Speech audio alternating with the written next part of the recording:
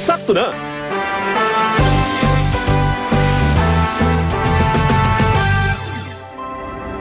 Alam ko may usapan tayo na bawal ako may in love sa'yo.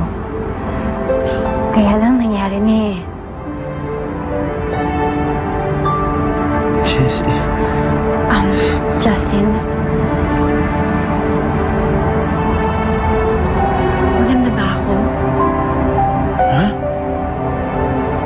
Ganda naman. Jessie ba? Hindi pa ako karapat-dapat mahalin.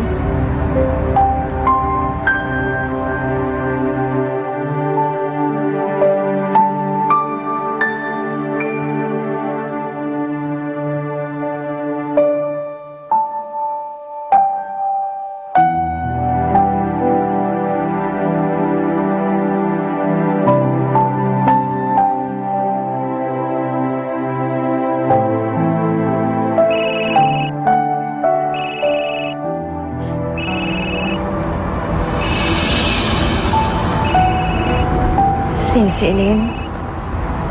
Honey. Justin, please huwag ko sagutin. Nandito naman ako eh. Jessie, pero... Justin, Jessie, kailangan ko sagutin to.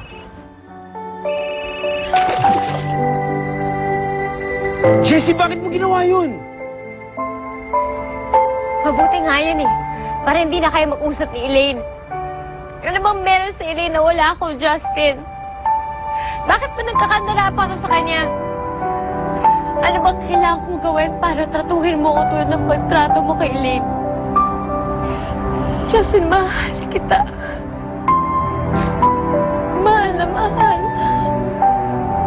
Kahit alam kong mali, kahit alam kong bawal, kahit alam kong masasakpan ako, wala akong magagawa dahil yun ang totoo. Kaya nakikiusap ako.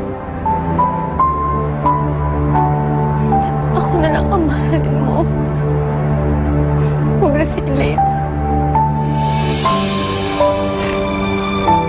Ako na lang ang piliin mo.